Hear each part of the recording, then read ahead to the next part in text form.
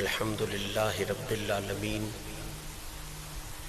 والعاقبة للمتقين والصلاة والسلام على من كان نبيا وآدم بين الماء والتين وعلى آله الطيبين الطاهرين وأصحابه وأزواجه وأولياء ملته أجمعين. أما بعد، قال الله تبارك وتعالى في الكلام المجيد والفرقان الحميد: فأعوذ بالله من الشيطان الرجيم، بسم الله الرحمن الرحيم. أجعلتم سقاية الحاج وإمارة المسجد الحرام كمن آمن بالله واليوم الآخر وجاهد في سبيل الله لا يستوون عند الله. صدق الله العلي العظيم وصدق رسوله النبي الكريم ونحن على ذلك لمن الشاهدين والشاكرين والحمد لله رب العالمين. ان الله وملائكته يصلون على النبي يا أيها الذين آمنوا صلوا عليه وسلموا تسليما.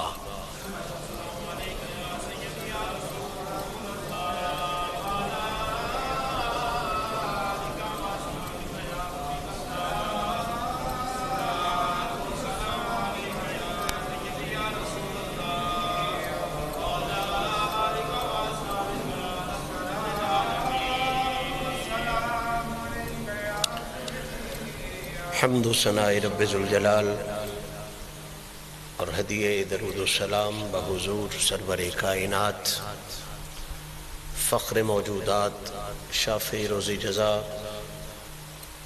محبوب رب اولا جناب محمد مصطفیٰ صلی اللہ تعالی علیہ وآلہ وصحبہ وسلم پیش کرنے کے بعد آج کی یہ عفت مآب تقریب جو آستان عظمت نشان آستانہ عالیہ حسین آباد شریف پر رجب المرجب شریف کے پاکیزہ جمعے کے موقع پر مالک کے ذکر، آقا پاک کی تعریف و توصیف اور آقا پاک کے پیاروں کی بارگاہ میں سلامی اور غلامی کی خوبصورت جہاد کے ساتھ انعقاد پذیر ہے. میری اور آپ سب حضرات کی یقیناً یہ خوش بختی ہے کہ کریم رب نے ایک مرتبہ پھر ہم سب کو اس پاک دن میں، پاک مقام میں، پاک وقت میں، پاک مقصد کے لیے مل بیٹھنے کی توفیق نصیب فرمائی.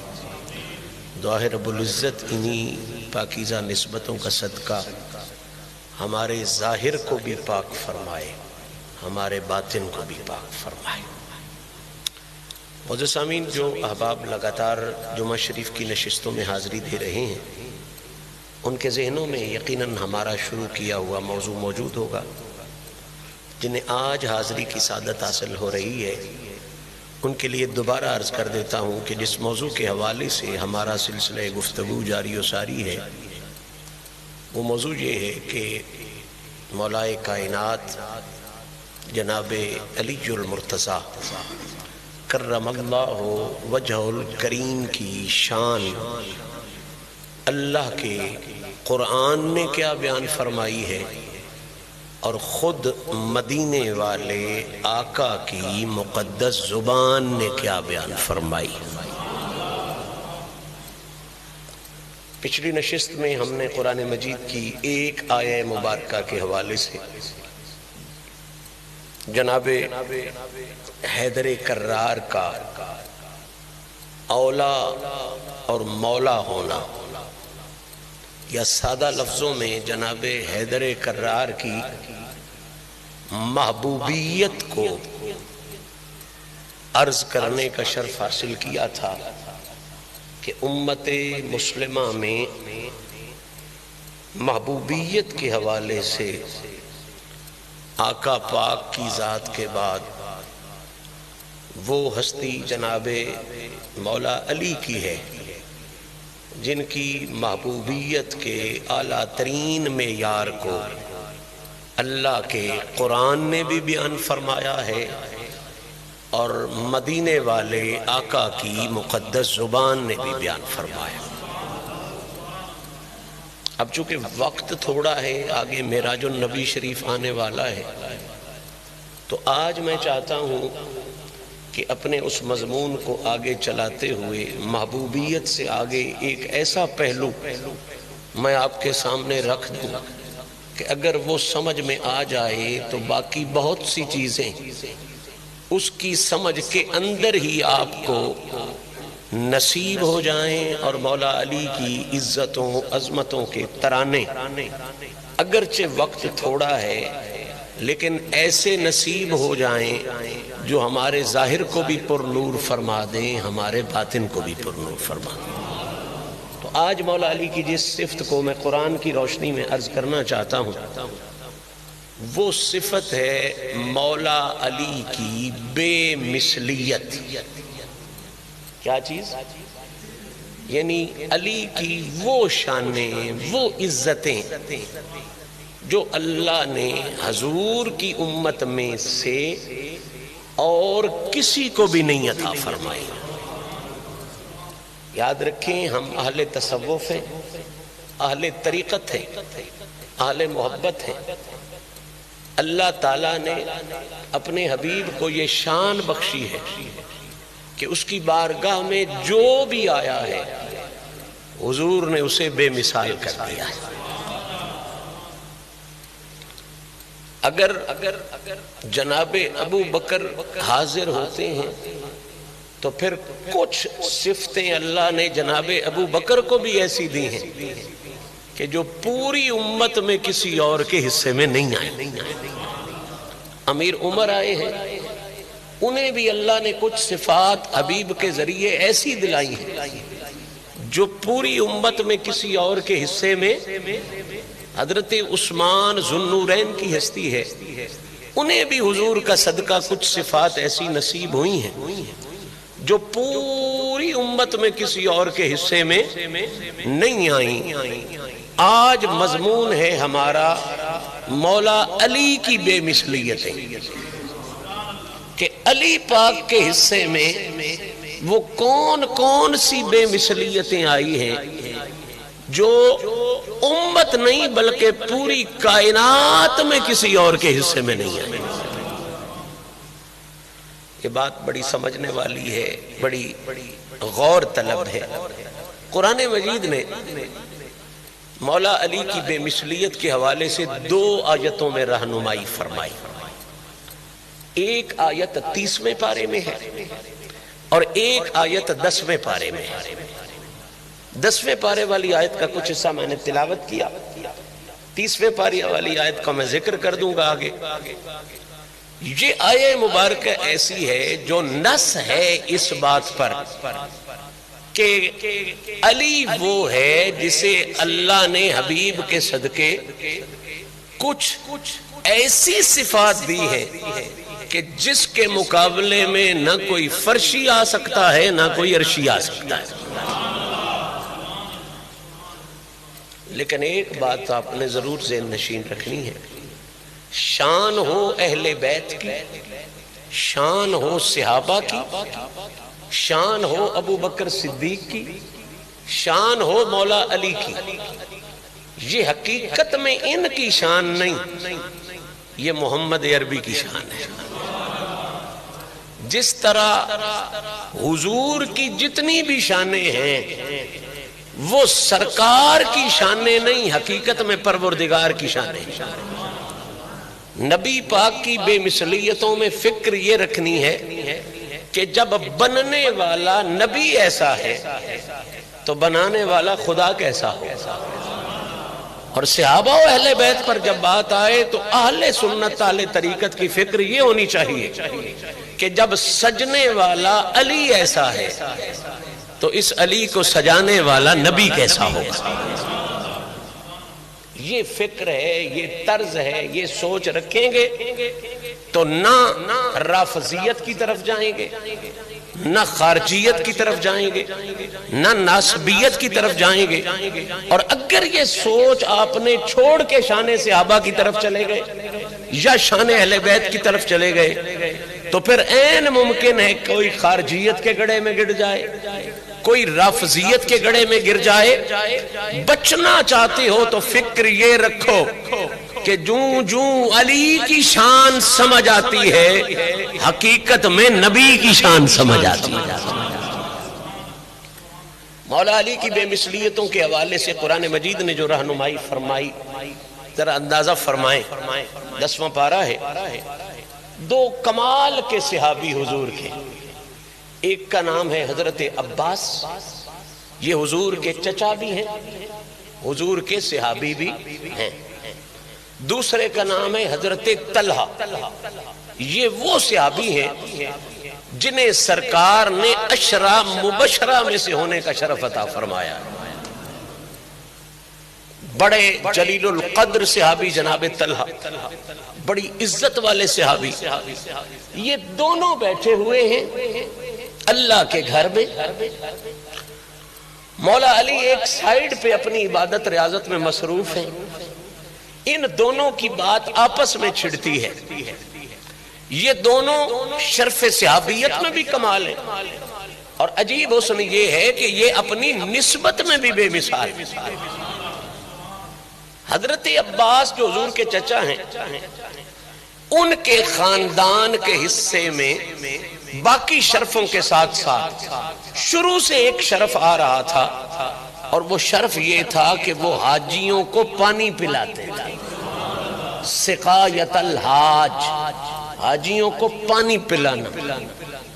عام مسلمان کو پانی بندہ اللہ کی رضا کے لیے پلائے تو اس کا بے انتہا اجر ہے، پھر صرف مسافر کو پانی پلائے تو اس سے بھی زیادہ اجر ہے۔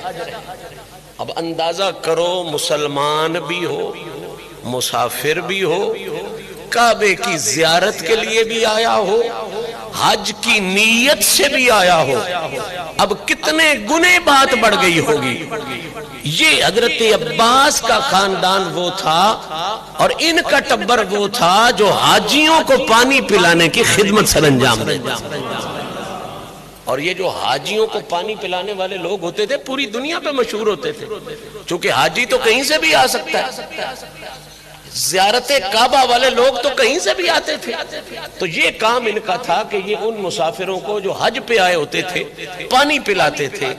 اب ان کا یہ سٹیٹس ہے جس طرح مسجد کے امام کی عزت ہوتی ہے، خطیب کی عزت ہوتی ہے، یہ کعبے کے سقایا تھے، ان کی پورے جہان میں لوگ عزت کرتے تھے۔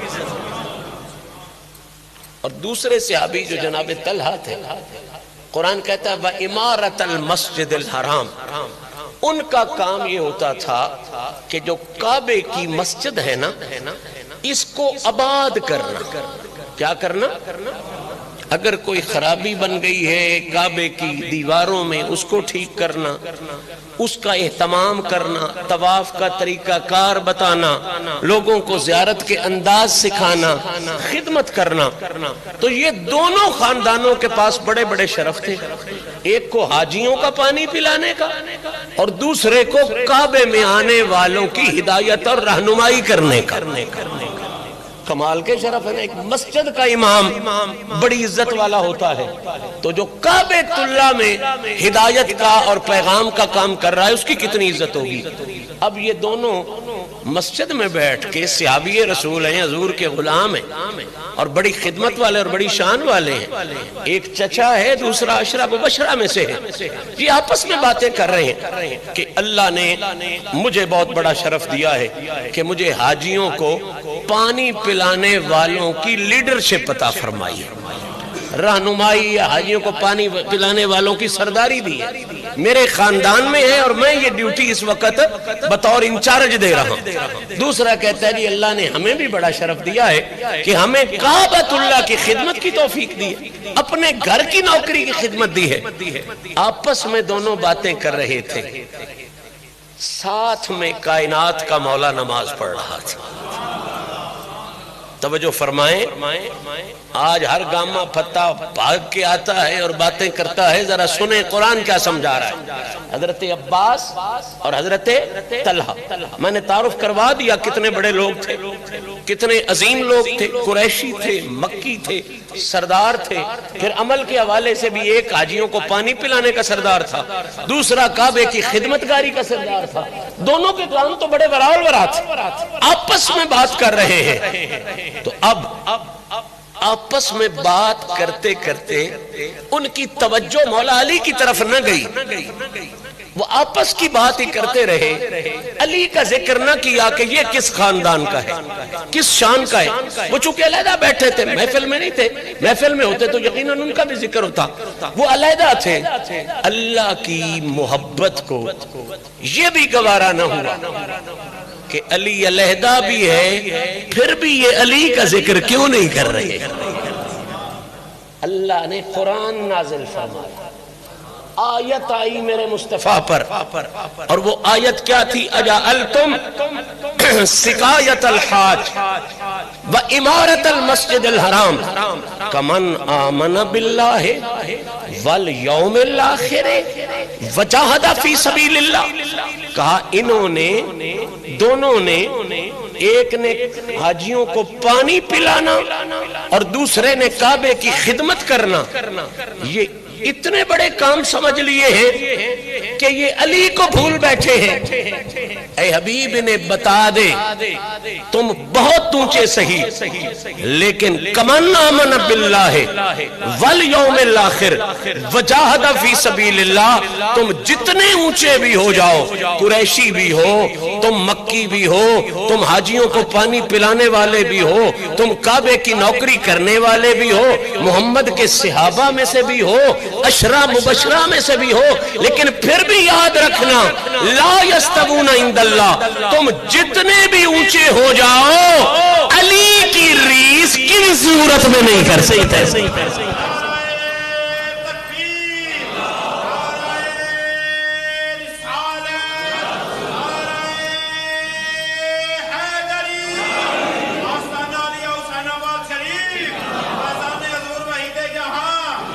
لا یستوون عند اللہ, تمہاری عزت سلامت. سقایت الحاج کمال ہے, مسجد حرام کی خدمت کمال ہے, لیکن اس جیسے نہیں ہو سکتے جس نے کمن آمن باللہ والیوم الآخر وجاہد فی سبیل اللہ, اس علی جیسے نہیں ہو سکتے کہ جس کے ایمان جیسا کسی کا ایمان کوئی نہیں ہے, اور جس کے جہاد جیسا کسی کا جہاد. باقاعدہ علی کی دو صفات بیان فرمائی. کیوں بے مثال ہے؟ اس لیے کہ آمن باللہ والیوم الآخر. اب یہاں پہ سوال اٹھتا تھا نا کہ بھئی آمن باللہ والیوم الآخر تو صحابی بھی ہیں, صحابہ بھی تو اللہ پر ایمان لاتے ہیں, آخرت پر ایمان لاتے ہیں, اور طلحہ اور عباس بھی جہاد میں شرکت کرتے تھے. تو علی کی بے مثلیت اس میں کیا ہوئی؟ فرمایا یہی تو سمجھایا جا رہا ہے, وہ جہاد کر کے بھی, ایمان لا کے بھی نہ علی کے ایمان کا مقابلہ کر سکتے ہیں, نہ علی کے جہاد کا مقابلہ. اب بات تو سوچنے والی ہے کہ جب مسجد حرام کی خدمت بھی ہو, صحابیت بھی ہو, حاجیوں کو پانی پلانا بھی ہو, اشرا مبشرہ میں سے بھی ہو, ان کے لیے خدا کہے لا یستوون عند اللہ, تمہارے ایمان علی کے ایمان کے مقابلے کے نہیں ہے, تمہارے جہاد علی کے جہاد کے مقابلے کے لا یستوون عند اللہ, اس کی مثال تم اللہ کے ہاں نہیں بن سکتے. اللہ نے اسے بے مثال رکھا ہوا ہے. تو دعوت فکر یہ ہے, فیصلے ہمارے تو نہیں چلیں گے نا, فیصلے خدا کے چلیں گے. جسے اللہ نے بے مثال رکھا ہے اسے اللہ کے حبیب نے بھی بے مثال رکھا ہے, حبیب کی ساری امت نے بھی بے مثال رکھا ہے.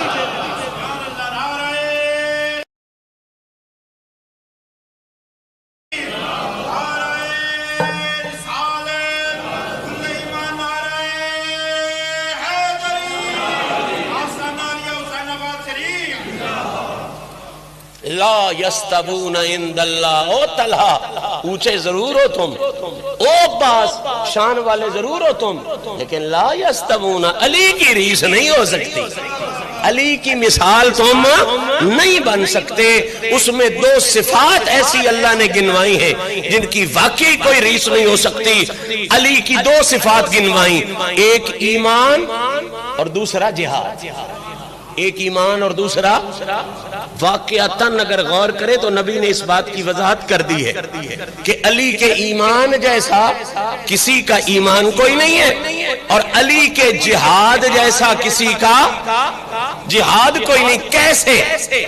کائنات میں جتنے بھی ایمان والے ہوئے، ہر ایک کو شریعت نے یعنی قرآن اور حدیث نے، نبی کی زبان نے صاحب ایمان کہا ہے۔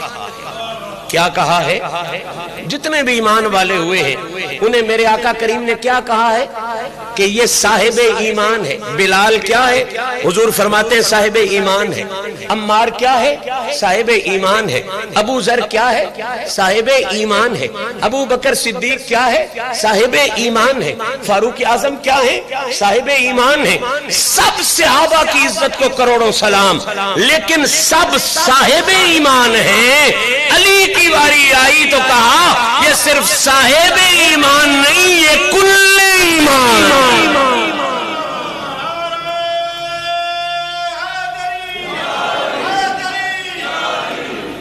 یہ کیا ہے؟ صاحب ایمان نہیں، یہ کیا ہے؟ کل ایمان۔ تو قرآن کی نص کی وضاحت ہو گئی، ایمان والے طلحہ بھی ہیں، ایمان والے عباس بھی ہیں، ایمان والے زبیر بھی ہیں۔ قرآن نے ان کے ایمان کی گارنٹی دے رکھی ہے، لیکن انہیں اللہ نے صاحب ایمان بنایا ہے۔ حسنین کے بابا کو اللہ نے کل ایمان بنایا۔ دوسری بات کیا علی کی بے مثلیت قرآن نے بیان کی تھی؟ جہاد۔ کیا بیان کی تھی؟ اب مجاہد حضور کے سارے صحابہ ہیں، خالد بن ولید مجاہد ہے، باقی سارے صحابہ۔ کون سا صحابی ایسا ہے جس نے جہاد نہیں کیا؟ ہر ایک کی تلوار محمد کی حمایت کے لیے اٹھی ہے، ہر ایک کی تلوار حضور کی حمایت کے لیے اٹھی ہے، اور کسی نے بھی جان بچا کے نہیں رکھی۔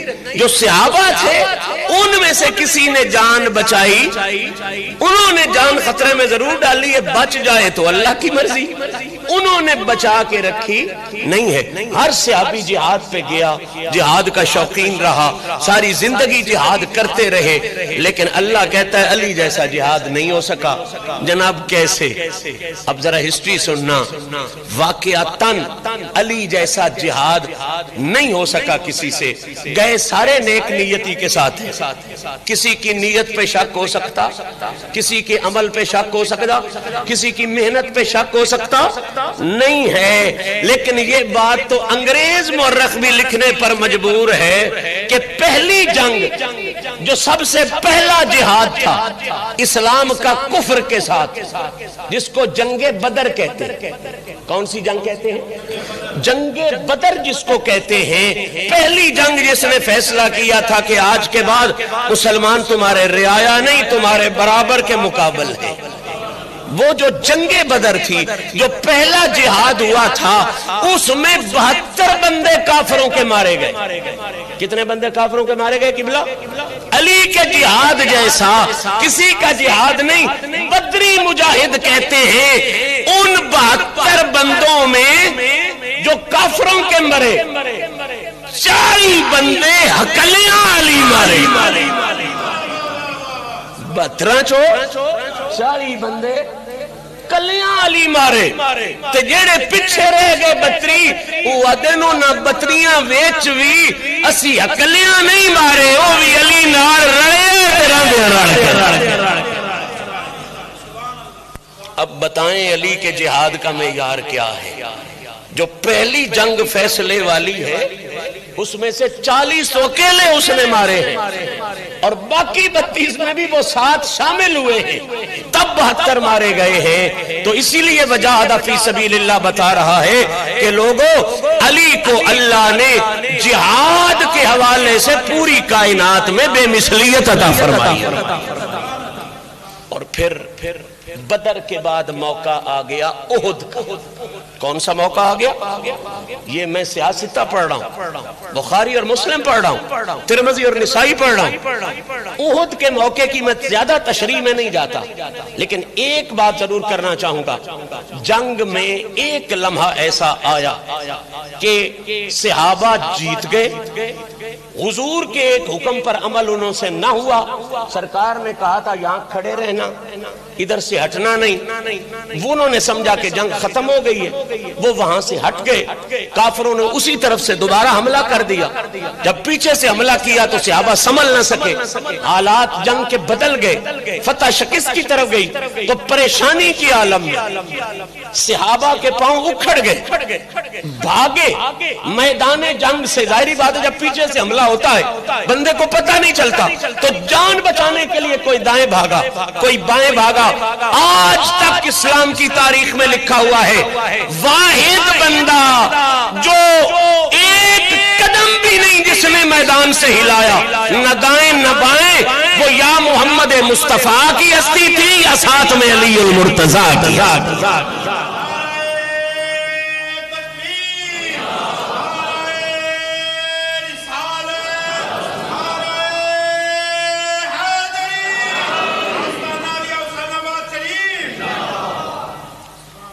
صاحبان ذی وقار توجہ فرمائیں، مولا کائنات جناب علی المرتضیٰ کرم اللہ وجہ الکریم کی عزت و عظمت کے حوالے سے میں بات کر رہا ہوں کہ قرآن نے اور آقا کریم کے فرمان نے اس راز سے پردہ اٹھا دیا کہ علی کی صفت جہاد وہ ہے کہ پوری کائنات میں اس صفت کی نہ کوئی مثل ہو سکتا ہے نہ کوئی مثال ہو سکتا ہے۔ بدر میں 40 اکیلے، 32 میں بھی 7، اور احد میں کمال یہ ہے کہ کوئی دائیں کو بھاگا ہے، کچھ جان بچانے کے لیے، کچھ نئے سرے سے تیار ہو کے حملہ کرنے کے لیے۔ جنگ میں یہ طریقہ بھی ہوتا ہے نا کہ ایک دفعہ تھوڑا سا ڈاج کرایا جاتا ہے کہ تیار ہو کے دوبارہ حملہ کرے، تو کچھ صحابہ ایسے تھے جو تیار ہونے کے لیے بھی سائیڈ پہ ہوئے، ڈاج کیا کہ وہ پریشان ہو جائیں کہ بھاگ گئے بس بات ختم ہو گئی، سائیڈ پہ ہوئے دوبارہ حملہ کرنے کے لیے۔ لیکن صدقے جائیں علی کے جہاد سے، اپنے کیا غیروں نے بھی لکھا کہ نہ ڈاج کرانے کے لیے نہ جان بچانے کے لیے احد کے میدان میں جو رسول کے قدموں کے ساتھ ٹھک کے کھڑا رہا ہے وہ ہستی جناب علی المرتضیٰ کی ہستی ہے۔ تو جب بدر دیکھ لیا، احد دیکھ لیا، اب آگے آ جاؤ خندق کی طرف۔ میں علی کی جہاد کی بے مثلیت کی بات کر رہا ہوں، جہاد میں علی کتنا بے مثال ہے۔ خیبر تک تو نہیں پہنچ سکیں گے، خندق تک آ جاؤ، رسول اللہ کے زمانے کی تیسری بڑی جنگ، تیسری بڑی جنگ، اور اتنی بڑی جنگ کہ کفر پورے کا پورا مقابلے پہ آیا ہوا تھا کہ یا مسلمانوں کو ختم کر دینا ہے یا پھر معاملہ بھی ختم کر دینا ہے۔ سارے جہان کے کافر یہودیوں عیسائیوں کے ساتھ مل کے جنگ خندق میں آئے ہیں۔ میرے آقا کریم نے جناب سلمان فارسی، جنہیں حضور نے سلمان محمدی کا لقب عطا فرمایا، ان کے مشورے پر، چونکہ وہ اس سلمان فارسی کے بارے میں یاد رکھ لیں، سلمان فارسی کوئی نسلی غلام نہیں تھا، وہ ایران کے بادشاہ کا بیٹا تھا۔ حضور کی محبت میں وہ اتنا چلا کہ راستے والوں نے پکڑ کے اسے غلام بنایا۔ بادشاہ کا بیٹا تھا، وہ حکمتیں جانتا تھا، بادشاہی کے راز جانتا تھا۔ ان کے مشورے پر یہ خندق کھودی گئی کہ مدینے کے آس پاس خندق کھود دی جائے، مقابلہ اس طریقے سے کیا جائے کہ وہ پریشان ہو کے کفر خود بخود پیچھے چلا جائے۔ اب خندق کھودی گئی، کوئی اور آگے نہ بڑھ سکا۔ ایک ظالم پہلوان ایسا، عمر ابن ود اس کا نام ہے، وہ ایسا تھا کہ اس کا گھوڑا بھی کمال کا تھا اور وہ خود بھی بہت بڑا دلیر اور جری اور جرت مند تھا۔ اس نے اپنے گھوڑے کے بل بوتے پہ خندق کو پار کر لیا۔ اب پرانے زمانے میں تو جنگ کے بھی اصول ہوتے تھے، آج تو دوستی بھی بے اصول ہو گئی ہے نا۔ اکیلا آ گیا تھا، سارے مل کے اس پہ حملہ کرتے تو مسئلہ نہیں تھا، لیکن پرانے زمانے میں جنگ کا اصول تھا، جب کوئی کسی ایک کو بلاتا تھا نا، مقابلے پہ دو نہیں جا سکتے تھے۔ مرتے مر جاتے، پھر ایک نہیں مقابلے پہ جانا ہوتا تھا۔ وہ اندر گیا اور جا کے اس نے للکارا، اے محمد صلی اللہ تعالی علیہ وسلم، اگر کوئی تیرے پاس میرے جوڑ کا بندہ ہے، میرے مقابلے کا بندہ ہے، میں وہ ہوں جو 1000 بندے پر بھاری ہوں، پورا لوہے کا خود پہنا ہوا ہے، پوری تیاری کے ساتھ ہے کوئی میرے مقابلے میں آنے والا تو بھیج۔ اب یہ بات کتب حدیث میں موجود ہے کہ آقا کریم یہ آواز سنتے ہیں، دیکھتے ہیں، اس کی ہیبت جرت دیکھ کر کوئی نہیں اٹھتا۔ وہ پھر کہتا ہے محمد صلی اللہ تعالی علیہ وسلم، ہے کوئی تیرے پاس مقابلے کا بندہ تو بھیج۔ کوئی نہیں اٹھتا۔ ایک شخص ہے جو پہلی آواز پہ بھی اٹھتا ہے، دوسری پہ بھی اٹھتا ہے، حضور کی تیسری پر بھی اٹھتا ہے، اس شخص کا نام علی المرتضی۔ آخری جو اس نے فکرہ بولا نا، ابن بودھ نے بڑا حیران کن ہے، کہتا ہے تیرے پاس کوئی نہیں ہے نا تو پھر خود آ میرے مقابلے پر۔ ابن بودھ کیا کہتا ہے؟ تیرے پاس اگر میرے جوڑ کا اور کوئی نہیں ہے نا تو خود آ، کام ختم ہو جائے، مسئلہ ختم ہو جائے، جھگڑا ختم ہو جائے۔ اس وقت وہ جو 3 دفعہ اٹھ رہا تھا نا، میرے نبی نے اس کو منتخب فرمایا جا تو دیکھنے میں علی لڑے گا، حقیقت میں نبی لڑے گا، کیونکہ اس نے مجھے پکارا ہے نا۔ تو اب وہ جائے جو انفسنا ہو، جس کا گوشت میرا گوشت ہو، جس کا جسم میرا جسم ہو، جس کا خون میرا خون ہو، اس کی للکار پر بھی پورا آئے، اس کے وار پر بھی پورا آئے۔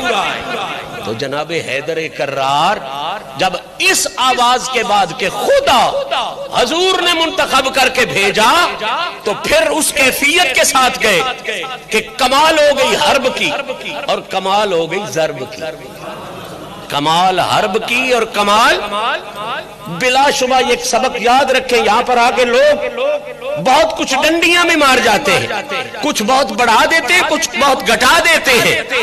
2 جنگیں ایسی ہیں جن میں دیکھنے میں لڑنے والے اور تھے، حقیقت میں لڑنے والا اور تھا۔ اسلام کی تاریخ میں 2 جنگیں ایسی ہیں، ایک کربلا کی جنگ، ایک خندق کی جنگ۔ کربلا میں جو شہادت ہوئی ہے وہ دیکھنے میں حسین کی شہادت ہے، حقیقت میں محمد مصطفیٰ کی شہادت۔ اللہ نے خود منتخب کیا تھا کہ حبیب تیرے وجود کو بھی بچانا ہے اور تجھے شہادت کا تاج بھی دینا ہے، تو پھر شہادت بھی تیری ایسے ہی بے مثال ہونی چاہیے نا جیسی تیری نبوت اور رسالت کو بے مثال بنایا۔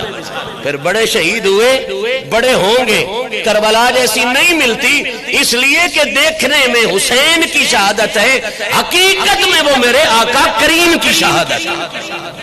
اب خندق کے موقع پہ بھی دیکھنے میں علی آیا ہے، حقیقت میں وہ طاقت، وہ جلوے نبی کے سمیٹ کے لے کے آیا ہے اور حضور نے اپنی جگہ پر بھیجا ہے۔ اب جا کے بات جو ہوئی میں تفصیل میں نہیں جا سکتا کیونکہ وقت مکمل ہو رہا ہے۔ مولا علی نے پہنچتے ہی اس سے جو گفتگو فرمائی، فرماؤ پلوان بڑی طاقت ہے، بڑا زور ہے، میں ناموں والی باس میں نہیں پڑھ رہا، منزل کی قریب ہو رہا ہوں، بڑی طاقت ہے تیرے پاس، تو بڑا روڑا ڈالتا ہے، میں 1000 بندے پہ بھاری ہوں، میں ابو طالب کا بیٹا ہوں، ماں نے میرا نام حیدر رکھا ہے۔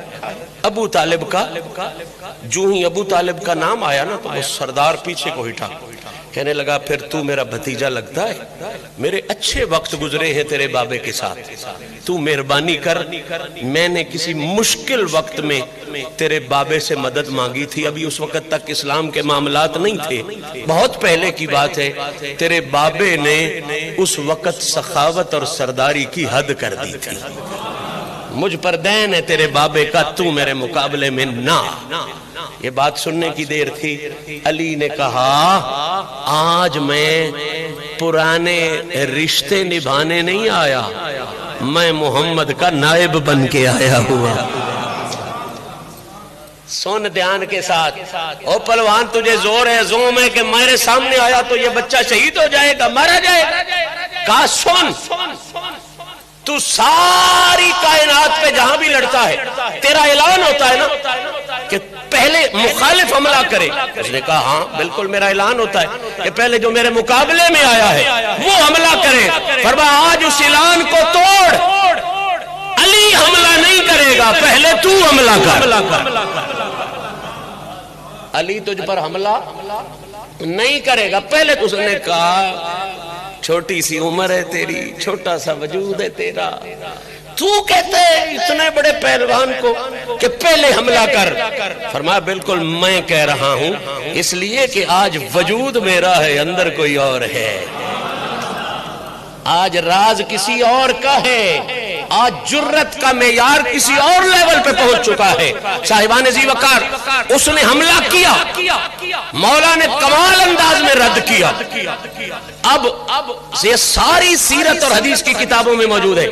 جب مولا نے ذوالفقار کے قبضے کو پکڑا اور اٹھایا نا تو پھر حالت یہ ہو گئی کہ وہ لوہے کا خود, اوپر سواری, اتنا بڑا پلوان, جاننے والا, پہلے تلوار نے سر چیرا, خود چیرا, سر چیرا, سینہ چیرا, وجود چیرا, حتیٰ کہ کتابوں میں لکھا ہے گھوڑے تک کی ہر چیز جب چر گئی تو کوئی خاص حکم دینے والا جو علی کو روک سکتا تھا اس نے روکا, علی بس کر, ورنہ اگر روکا نہ جاتا تو اللہ جانتا ہے زمین کے بھی دو ٹکڑے ہو جاتے.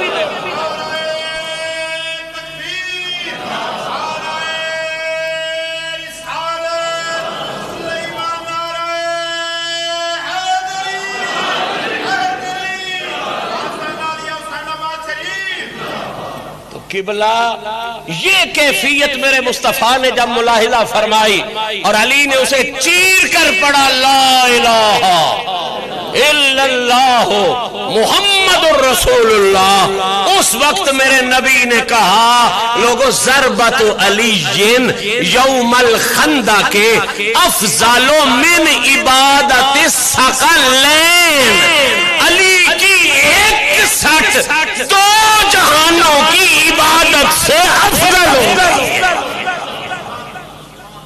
اب ذرا مسئلہ سمجھے نا, بدر میں بھی اس کی ضرب کمال کی, احد میں بھی اس کی لڑائی کمال کی, پھر خندق میں تو اتنا اونچا ہو گیا کہ دو جہانوں کی ضرب, دو جہانوں کی عبادت. ایک طرف علی کی ضربت, علی کی ضربت. میں بھی بہت عرصہ سوچتا رہا کہ یہ کچھ غلو تو نہیں ہو گیا, دو جہانوں کی عبادت ایک طرف ہو اور اس کی ایک سچ ایک طرف ہو, لیکن جس وقت میں نے انفسنا پڑھا نا میرا مسئلہ حل ہو گیا کہ اس وقت علی کی ضربت نہیں تھی, آئے ہائے ہائے, وہ حقیقت میں نبی کی ضربت تھی, اور نبی کی ضربت تو بہت چیز اونچی ہے, نبی کے تو ایک پال کا بھی کائنات مقابلہ نہیں کر سکتا. علی اس وقت علی بن کے نہیں لڑنے آیا ہوا تھا, نائب نبی بن کے لڑنے آیا ہوا تھا, مظہر جرت محمدی بن کے آیا ہوا تھا.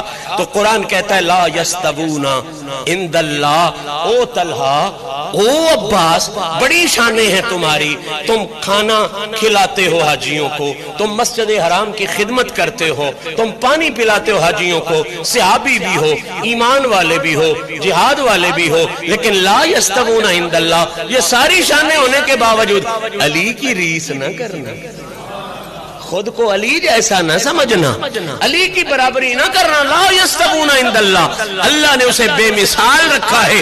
کیوں؟ فرمایا آمن باللہ والیوم الاخر وجاہد فی سبیل اللہ, سب کو صاحب ایمان بنایا, علی کو کل ایمان بنایا, سب کو جہاد میں چلائی جانے والی ضربت پر ضربت کا ثواب عطا فرمایا, علی کو ضربت پر دو جہانوں کی عبادت کا ثواب.